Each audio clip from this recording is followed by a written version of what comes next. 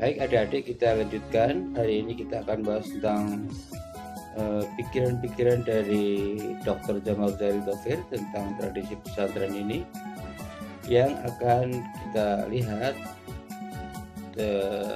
tidak hanya dengan kerangka pendekatan tipologi sebagaimana yang ditawarkan oleh Dr. Jamal Zaridofir, tetapi juga kita melihat pikiran-pikiran dari bukunya Bapak Jamal Zaridofir itu dari teori agama sebagai konstruksi sosial yang digagas oleh Peter Berger dan Thomas Luckmann. Jadi sebelum saya menyampaikan tentang teorinya Berger mengenai konstruksi sosial ini, ada baiknya saya akan menjelaskan tentang bukunya Jamal Zaridofir mengenai tradisi pesantren ini, yang kemudian menjadi tema mata kuliah kita itu dapat kita kelompokkan kedua pikiran ya, kedua pokok pikiran, kedua kunci atau kedua ide. Yang pertama adalah dalam tradisi pesantren itu kita mengenal elemen-elemen di dalam pesantren atau unsur-unsur yang menopang keberadaan pesantren itu bisa berdiri ya. Unsur-unsur itu ya, yaitu unsur-unsur fisik ya. Dan yang kedua adalah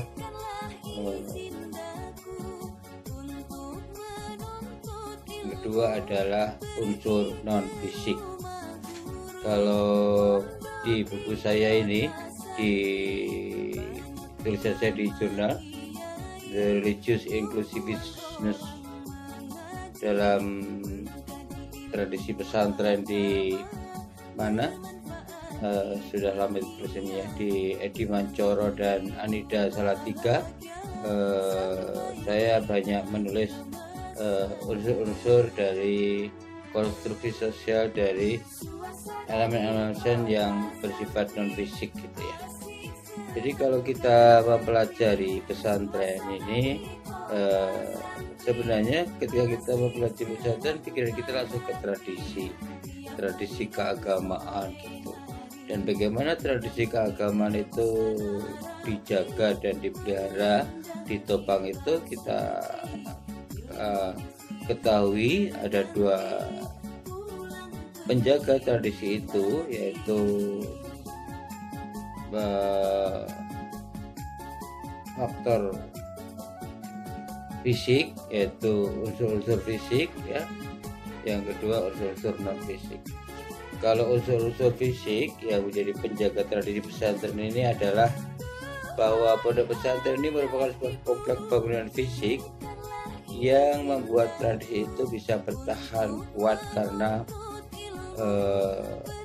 kompleks pesantren ini biasanya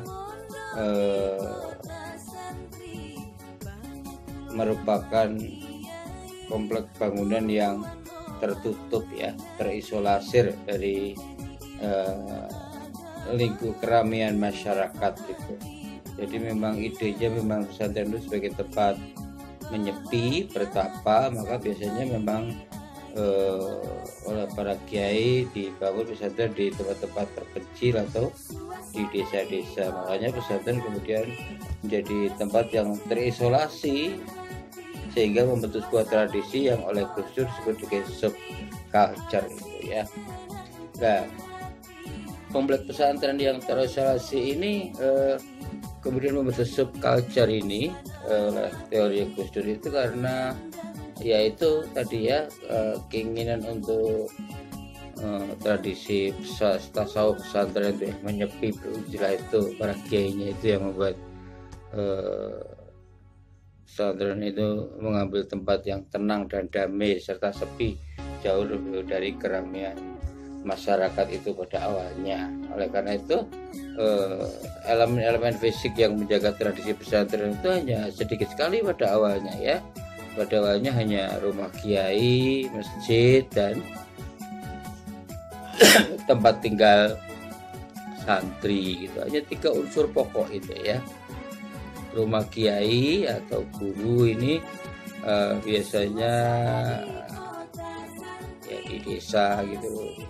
Para kiai lebih dulu mendirikan rumah itu ya. Lalu karena rumah kiai itu dipakai juga untuk mengajarkan mengaji kepada masyarakat setempat, maka kemudian dibangunlah masjid gitu ya. Tempat ibadah yang di situ tidak hanya berfungsi tempat ibadah, tapi juga untuk menampung anak-anak di desa itu atau di suatu tempat itu untuk belajar mengaji atau ilmu agama. Dari situ kita bisa mengetahui fungsi masjid di pesantren ini tidak hanya berfungsi secara keagamaan saja ya, sebagai aspek penopang aspek ritual saja, tetapi juga penyelenggara pendidikan agama, terutama pesantren itu. Lalu yang ketiga adalah rumah tinggal santri atau asrama ya. Biasanya kalau dulu itu ya berdekatan dengan rumah kiai gitu ya. Jadi itu ya, pesantren itu hanya 3 unsur pokok itu secara fisik gitu ya. Rumah kiai, masjid, dan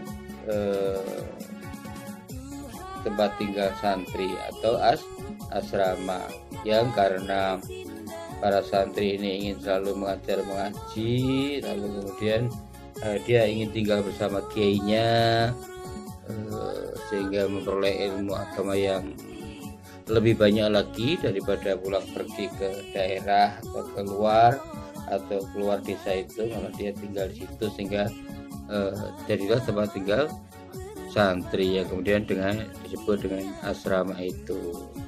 Tapi menariknya ya, di Indonesia ini kata pesantren itu justru diambil dari nama santrinya ya. Murid berarti tempat tinggal santrinya, bukan masjidnya, bukan rumah kiainya atau gurunya itu ya. Kalau zaman Majapahit yang namanya lembaga pendidikan itu ya perguruan itu ya, tempat berguru itu ya. Ini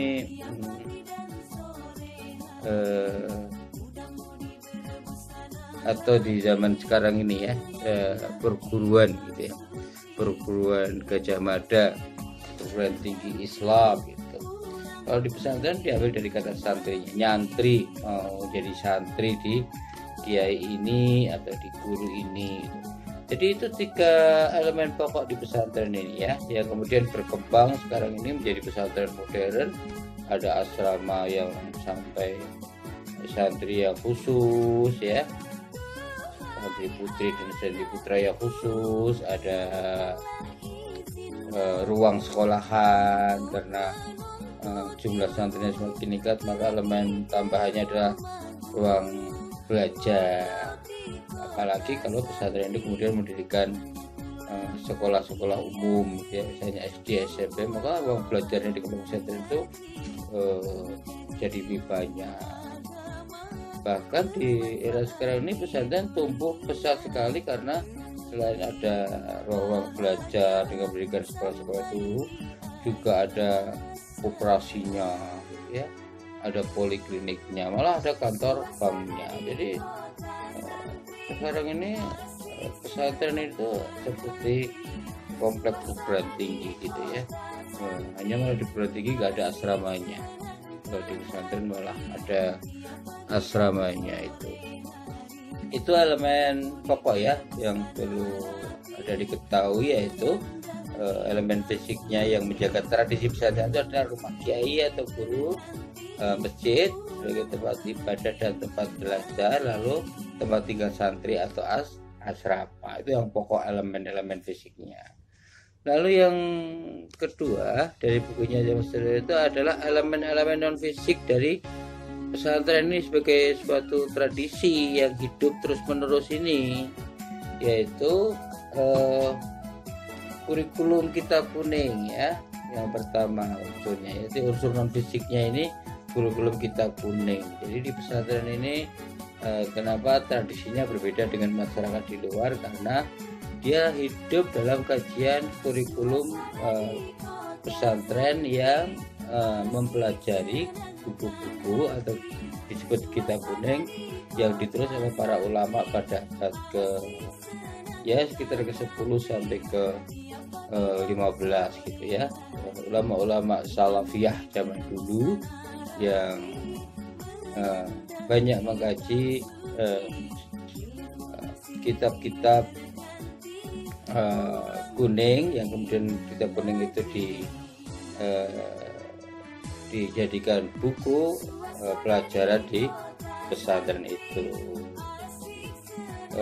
Biasanya kitab kuning ini terbagi menjadi 3 ya, akidah, syariah, dan akhlak atau tasawuf. Itu jenisnya paling muter-muter tentang itu. Nah, akidah ini nanti tentang tauhid, teologi, syariah ini tentang jurisprudensi, tentang fikih, hukum-hukum Islam, pedoman bermuamalah, ya, pedoman beribadah itu. Lalu kemudian akidah, akhlak, yaitu etika sosial yang terkait dengan praktek-praktek tasawuf atau spiritualitas itu kita kuningnya selalu berputar ke 3 unsur pokok itu. Memang ada tambahan-tambahan unsur lain, yaitu bahasa Arab ya, nahwu sorof itu yang menopang para santri agar bisa menguasai isi kitab kuning yang ditulis dalam bahasa Arab. Nah, dari situ, dari kitab kuning abad-abad pertengahan itu, tradisi pesantren itu bisa terpelihara ya, bisa tumbuh kuat sekali. Pandangan dunianya tentang tasawuf, pandangan dunianya tentang akidah, pandangan dunianya tentang syariah yang merupakan trilogi ajaran Islam itu, iman, Islam, dan ihsan itu, kemudian menjadi pandangan dunia sendiri di pesantren, sehingga membentuk, kalau Gus Dur menyebutnya subculture, atau ya Mas Hari menyebutnya sebagai tradisi gitu ya, atau adat kebiasaan yang baik yang dipelihara oleh pesantren secara turun-temurun. Tentu adat kebiasaan ini berbau agama karena memang lahir dari kurikulum kitab kuning itu. Itu unsur fisiknya ya, yang menjadi tradisi itu kuat terpelihara. Yang kedua adalah kiai ya, kiai yang penjaga tradisi itu. Ya, kitab kuning menghidupkan tradisi itu, tradisi keagamaan itu, lalu kiai yang menjaga tradisi itu ya. Sebagai penjaga tradisi, maka kiai harus menguasai kitab kuning itu yang menumbuhkan tradisi itu ya, tradisi keagamaan itu. Makanya kiai harus menguasai kitab kuning. Selain menguasai kitab kuning, dia juga memiliki, kalau di punya zaman itu, jaringan-jaringan ulama itu ya, perdagangan atau perkawinan dan sebagainya. Itu para kiai kemudian membentuk jaringan ulama yang sifatnya kultural gitu, kerabatan gitu ya, jaringan perkawinan, dikawinkan antara Gus ini dengan Neng ini misalnya, itu membentuk penjaga tradisi pesantren gitu ya. Ya, kemudian pesantren menjadi kekuatan otonom karena memiliki tradisi yang kuat, yang hidup dari kajian-kajian kitab kuning abad pertengahan, dan kajian-kajian kuning ini selalu dijaga oleh kiainya atau guru-gurunya. Itu unsur fisiknya yang buat tradisi itu hadir dan berkembang. Lalu yang ketiga adalah santrinya ya. Santri ini sebenarnya penerima tradisi itu ya, orang yang dikader oleh kiai ya, untuk mewariskan tradisi keagamaan yang dibangun atau dikonstruksi oleh kitab kuning abad pertengahan itu, sehingga membentuk pandangan dunia santri sebagai